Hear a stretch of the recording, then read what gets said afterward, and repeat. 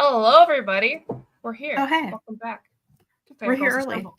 We're here early. It's a little bit of an early day. We'll be back to normal soon. But that's how it be. Sickness, Stuff's shopping. happening. So you got stuff happening. Yeah. But we're here, and we're here to talk about our pick of the month. But before we talk about our pick of the month, losing my mind. I knew what you meant. But before we talk about our pick for the show, yeah, we need to talk about our lovely sponsor at StockTrades.com. Hey, what's their deal? Well, there's not just one deal. There's a lot of deals. Oh my God. And sometimes up to 50% off, sometimes more. Depends on if the red tag sale, right? Or some other special sale. Yeah. It's crazy out there. If you spend $50 in the United States, you get that free shipping. Woo! Which is so rare anymore, right? So good. Nice quality shipping. You can get it for free. If you're not buying $50 worth of books, which I've never just bought less books at In-Store Trades, it's $4 straight. That's all. That's it. So it's amazing. Amazing. Hello, everybody in the chat. Happy Wednesday. Hey, James. Hey, Chris. We're all doing well. Hey, Labruski. Yeah. I assume that's how you want me to say. I have no idea. But I did that. Anyways, we're here to talk about Mexikid, which luckily this convinced me to go back to the library, return all my books, and then check this out. So yay! Yay, library. Also where I got mine. Which also meant that I read like 5 other books at the same time. So love that for you. I'll have something to talk about when we have I'm going to actually stick to that and not talk about them until it's Halls and Reads time. Because usually I'll read a bunch and then I ruin it. Anyways, we're going to talk about Mexikid. I'm so glad. Was it because you had it checked out and then does you recommend it or was it Jess who recommended it? And then I'd already had it checked out and then Jessica had read it. So then she was like, you all should read this. And I was like, well, I already grabbed it from the library, so let's go. So this is by Pedro Martin. It's a graphic memoir of his, specifically about him as a kid and specifically centered around when they had to go on this road trip one summer from California to Mexico to pick up his grandpa. And this is really interesting because he's got a huge family. So there's is it 9 kids? Yeah. There's 9 kids, yeah. Because plus the parents was like 11, yep. So they jump into this Winnebago, and they pile all the kids in there. And he's got a really interesting family makeup because half of them were considered, they're born in Mexico. So that they have, I forgot the term already. I read it immediately earlier, I read it on Sunday. But mostly Mexican. And then you've got the mostly Americans, which is the younger kids that were born in America, which is Pedro was one of them. And he's like us, really into comic books, into geekier stuff, into Star Wars, loves drawing. And his family gives him a lot of guff for that and for his looks like a bigger kid, which can relate. My sister called me Fatty Maddie as a kid, but she conveniently forgot. Very rude. So rude. You're like, I'll never forget. Yeah, I was like, I had complex. She's like, oh my God, really? And I was like, yes, I did. And you should feel bad. Mm-hmm. You gotta take it where you can get it. Anyways, this was so cute. I really enjoyed this. Well, I have one specific thing to say to Jessica because I imagine she will be watching. Yeah. And she was like, it's such a quick read. It's not quick. No, it's not. And thank you, Maddie, who reads something in 2 seconds. This is a chunky book, but in the best way. I'm thankful. I had a great time. Oh, sure. Absolutely. I agree. But this is an average page. This is teaming. Guys, what do you mean? Jessica, what are you saying to me? Pedro delivered in this book. It's got stuff. It's, Yeah. It's a chunky. It's chunky and there's a lot of words, which again, honestly, great. loved. I'm fine with. I just, you told me it was a quick read, so you lied to me, is what I'm saying. Jessica, you lied to me. I sat with it for at least an hour, I would think. I sat with it and read it. So that's me. Of course, I was also enjoying it, so I was speeding through. I was really picking up, really reading through. It took me longer than an hour to read. I just keep having to read it and then put it down. But I love it. I think I really identified with this kid because he goes begrudgingly, and they also he does such a good job of giving all the siblings personality in a way that's not easy to do when you have 8 siblings, right? There's 9 kids here. That's a lot to cover. To be fair to Jessica, she read about 10 prose books in a week. Yeah, who's she? You? What's going on? Yeah, who's she? Me? Who's she? Was she just reading stuff in 5 minutes? I don't get it.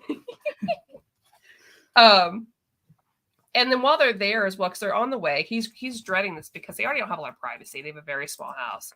And, you know, that's a lot of kids. Even though you've got some teens, you've got some younger. That's not a lot of privacy at all.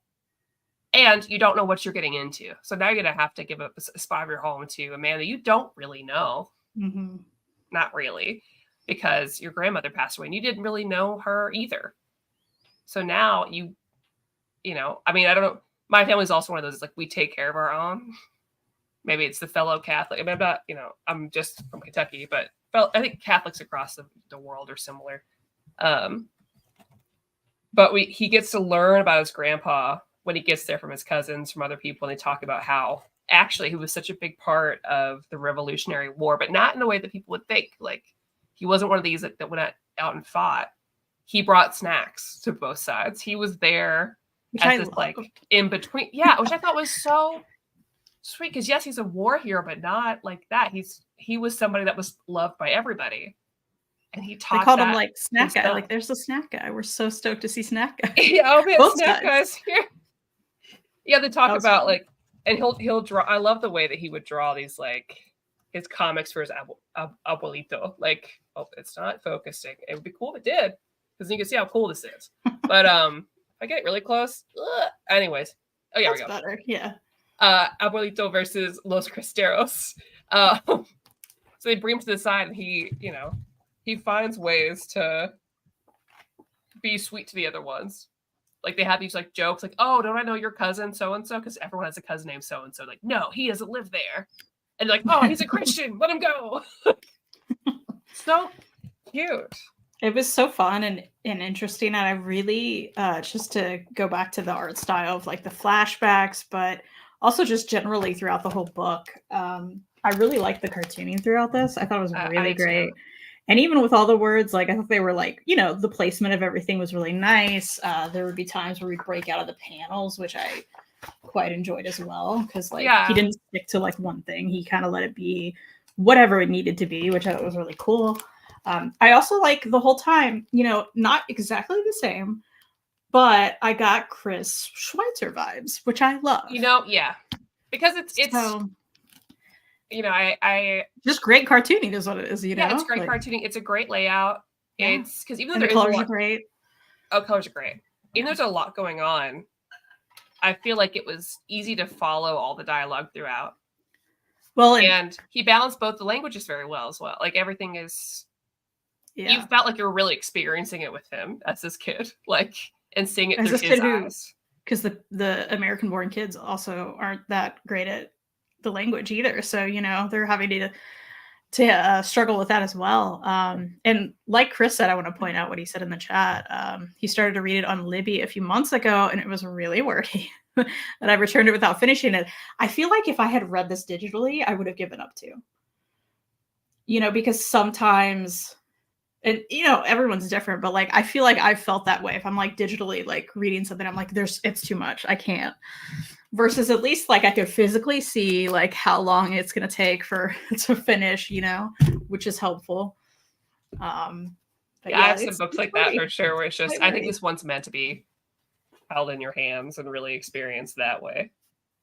And it's easier to get the whole vibe of everything too. Because when I read comics digitally, I tend to read it like the panel by panel. Yeah. That's my preference. My screen isn't very big. But I was very happy in the way he was able to wrap it up as well, because this is a lot to put together. Because yes, it's about his family, it's about his grandfather, but a lot of it's about him, you know, like other memoirs of immigrant kids, right? Where you're trying to understand where you come from and understand yourself and also find your own place, which he does because he's got his family and he's got people around that are going through the same thing.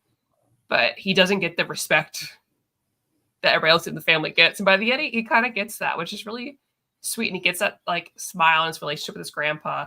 Like, my favorite part of this, like, so sweet. It was after the grandpa's already started to like, they're on their way with him back home. And he goes up and talks to him. He's like, hey, grandpa, I heard that you did these really cool things. And I'm drawing these pictures of you. He's like, oh, actually it was like this. We'd never do this. You'd never have the donkey in the car. Like, that was just such a sweet. I used to think about my grandpa. I was like, so. Yeah, I love that too. And I kept wondering, at the beginning, I feel like every chapter, though every chapter had its reason and specific thing, I was wondering at the very beginning, how's this gonna become something? Do you know what I mean? Because I'm like, okay, I get what's happening, but like, how is this going to come together? And I think it was really well done throughout.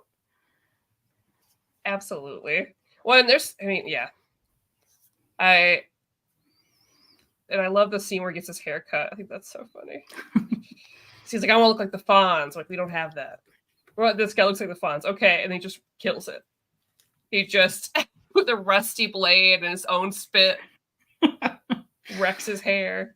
All of his TV references were wonderful too, because I'm sure you also like grew up watching Nick at Night, like Happy Days and stuff. Oh, so, absolutely. That was fun to see. When I was a kid, that's just kind of how I talked. Was just like TV references, because that's what I had. And luckily I watched all sorts of shows, because I also was watched by my grandparents when I was a kid. Like, that was my daycare. And so I watched a ton of like Golden Girls and Designing Women. And of course they were like probably thinking, oh, she won't take in any of this. And then once I was older, they were like, oh, you should watch the show. I was like, you raised me on this. I don't know what you're talking. What are you? You worry about the references now? It's a little too late for that. And I still watch like the Nick at Night or whatever. What is it called now? Like the oldie shows. I mean, is it not still called Nick at Night on Nickelodeon? No, not that one. There's one that's like it's like Nickelodeon owned, but it's just for old shows. Like, I mean, TV Land is like that. Maybe it's TV Land. Yeah.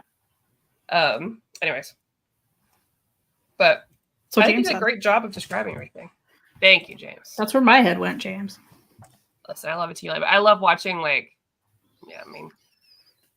Happy Days and Facts of Life. Come on. Oh, of course. Well, I mean, it's like a requirement. I mean, yeah.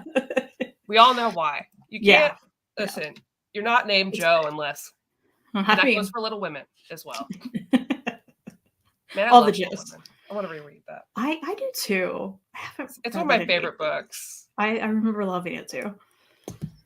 Gosh, I have so much to say about this, but also I'm trying not to. I don't know. There's so much to say. Yeah, if I had taken notes, it'd be easier. I get it, and you don't want to like ruin everything. Even just going back to the beginning, like their experience crossing the border, was fun and interesting. As someone who's never done that, it was interesting to see that depicted in a graphic memoir versus like on TV, right? Because I feel like we've seen the depictions on TV, and I kind of like trust this telling of it more than like something like that, which is fiction, which is just fascinating. And again, maybe things are different these days, but at least then I'm like, wow, that's intense.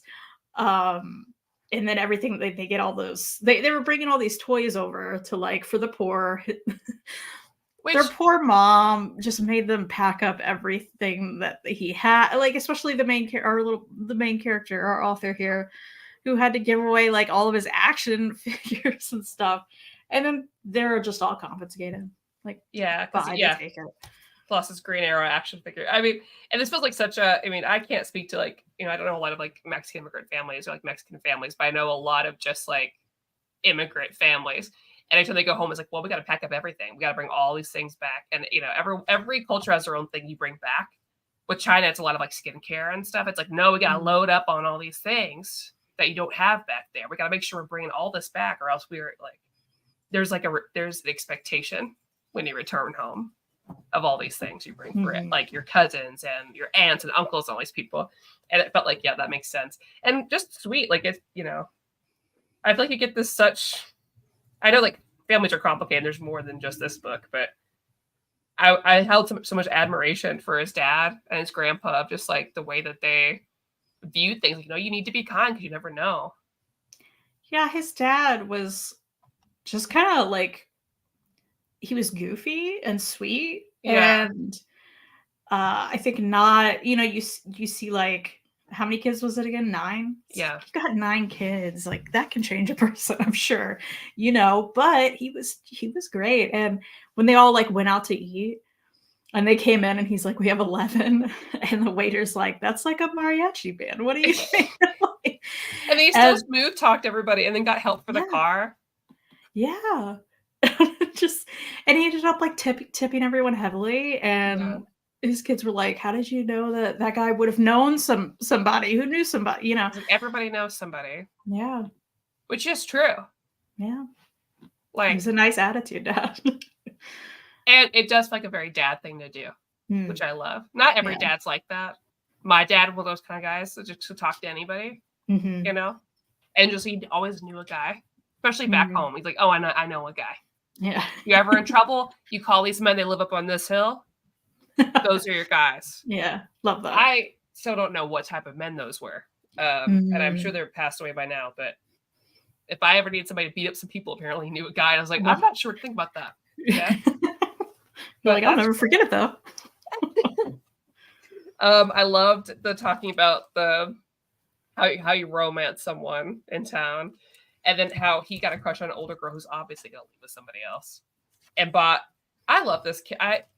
Pedro, I don't know if you're gonna watch this, but you as a kid is adorable, and I think we would have been friends. And I feel like I related to you a lot. For him to be like, "No, I got this," very very Fonzie geeky attitude. Like, "Nah, I'll buy the biggest one here. This nasty, fly-ridden, pudgy pig gingerbread cookie." Yeah. Bless him.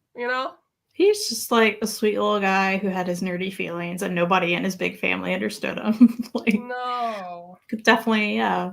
I think a lot of us could relate to a lot of that. I feel like if we ever interviewed him, which we don't do interviews anymore, I'd just be like, "So, did the whole people calling you Beryl thing give you a complex at all? Because it would have given me a complex." I was a very like non-American family thing. Well, actually, it's everybody's family, but you see that a lot still in like a lot of non-American families. I'm like, did that give you a little complex? Yeah. Just curious. Understandably would. As another big girl, oh man, his grandpa's so cool. Everything he did, even though he's older, just like no big deal. Lifting barrels of hay and stuff while the like boys are struggling, and going to get their grandmother. It's just sweet. The food throughout this too made me hungry. Yes. Even there was some really nice like depictions of it too, and I'm like, oh, doesn't all this make you hungry? Yes, it does. I want to eat all of it. It also makes me want to listen to Shapoopy, because I've never watched the Music Man, but I feel like I need to. Yeah, right. I haven't either. But also, I feel like that song must be really annoying. I feel like I've heard it. It's just been a really long time. Yeah. But I think I recall it being annoying. Or it certainly would be if it was hours and hours and hours in an RV with a lot of people. Yes. How much more to say? Yeah, and this part does feel Chris Schweitzer. I love when he makes comics about his grandpa. They're so funny because he makes them real serious. Like, forget Palm Sunday. It's Fist Friday. You can go to hell. Like he's a cool action hero in the flashbacks. And to be fair, he does get that like really tough, like, and then he's like still not that though, because he sees this war here. He's like, yeah, I want to get vengeance. I want to do this. He's like, it's just money. A thing is not a life. Money's not worth dying for. He's just very chill. Or that time where he's talking to him, his grandpa's about to answer, but he answers slowly. So he just like walks away. Just such a kid thing to do. Yeah. I loved this. I had a great time. Yeah, it was a blast. Though there were so many characters, it never felt never felt overwhelming. No. The cast of characters never felt overwhelming. In the beginning, I was like, okay, wait, who's who? But then I was like, oh, I don't really have to like know this necessarily. Like the siblings are popping in and out of his life kind of thing, Yeah. Man, I wish I could have seen that hair though, because I don't think in the pictures in here you see how bad that haircut was, but I love it. Oh yeah, he should have like included that at the end. Maybe they purposely were like, no, he can't. Wait, It's did so he include it at bad. the end? Hold on. No, I'm looking at the pictures right now. I don't I was see. gonna say I don't remember it, But did his abuelito really meet Pope John Paul II? Is that really him in that picture? As a person raised Catholic, I'm very invested in whether he met Pope John Paul II. I mean it. Well, he says Saul, right? Guess he did. So That's very cool. yeah. Love it. I love it. I even read all the extra stuff. You know me, I don't always read everything else, but Sure. I had a great time with this. I was stoked. I love this. Well, it seemed like, again, his depictions of them and then the real photographs. Yeah. It really translates well. His title's so lovely. It's so fun. Yeah, yeah. Like, I don't know. I love it. I don't know what else he's done. I was just gonna say, I didn't look it up, but I would definitely read more from him. Let me see. Pedro Martin books. So this is his debut graphic memoir. Okay, Pedro. Okay. You killed it. You killed it. I love it. This just came out last year, I guess. So I'm excited to see what else comes out from him. Yeah, for sure. Yeah, former Hallmark artist, apparently. Interesting. Yeah. Well, I think ultimately, if you don't mind wordy stuff, then you'll have a good time. Yeah. But even if Jessica tells you it's a quick read, it's not. So just heads up. I can't wait for her to see this later. She's got trivia tonight, so I just want to watch it later. And I'm going over to, I think, her house tomorrow to watch that new Lindsay Lohan. Oh, Netflix I've wondered about that. I bet it's going to be awful. Let me know. I can't imagine. Yeah. And I also need both to watch that Nickelodeon documentary because I'm dying to watch it. I want to watch it too. Where's that at? It's on Investigation Discovery. So if you have Disney Plus, usually you also have access to. Okay. I need to figure that out because it's like a Discovery Plus thing. Okay. Yeah, I want to see it too. Yeah, I do too. Finally. Yeah. So we really like that. Megan, are you sure you don't want to tell us what you've been reading? Sure. Everyone will forget by the time you do it next time, right? Sure. Let me pull up my Goodreads because I rated them. James says it's on Max. Quiet on says it's on Max. Oh. I want to watch it. Thanks, James. And now I'm hungry because we talked about that. All the food in there. I read Hockey Girl Loves Drama Boy by Faith Erin Hicks. Did you like it? That was pretty cute. Yeah, I really liked it. Pretty cute.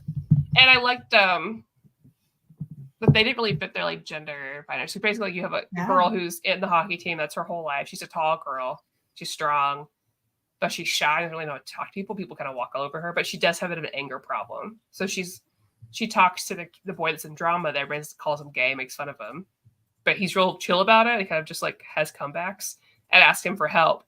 And turns out he's not gay. He's bisexual. And they kind of make they fall for. It's just very sweet. Like. Yeah, it was super. It's an interesting way to talk about all of it. It was sweet, and it's like you said. Like I feel like I haven't read a book a graphic novel, at least with those specific character depictions, right? Because we do have people like breaking stereotypes in a lovely way, and then they still get together, and it's cute, and I really enjoyed it. Our girl knows what she's about. Yeah, she knows what's I read A Guest in the House by Emily Carroll. How was that? I really liked it. I need to talk to Jessica because the ending is weird and I still don't know what it all means. So I think I have to reread it again. It didn't really go where I thought it was going to go, but the art was super cool. I've checked that out from the library, but I've had to return it. So I need to get it again because, her art's just so cool. Oh, for the art alone, I think it's worth reading. It's a cool mystery still because at the end of it, I still don't know exactly what it all is, but not in a way that I feel like cheated. Well, because sometimes those endings make me mad. Like I'm just like, I wasted time and I hate it. Like I think I understand, but I still. Yeah. I liked it again. I read Frizzy. Nice. Loved it. Oh, it's so good, right? So proud of her at the end, and just all of them accepting themselves and so good. Perfect. Of course, I read X-Men Mutant Massacre. You loved it so much. You thought it was the best book you've ever read. I just think some people don't take off their nostalgia goggles when they read it, you know? That's fair. That's fair. And I read a novel, The Guest List by Lucy Foley. Is that mystery? Oh, how did you feel about it? I was really liking it until the end. Mm-hmm. It's one of those where like they give you the kill and you're like, that was a bad choice. I think it wasn't deserved. Yeah. And Mary, if you watch this later, correct me if I'm wrong, but I believe that was the one. Yeah, and I believe that was the one Mary was like, I hate all of these characters and I want them all to die, which made me laugh.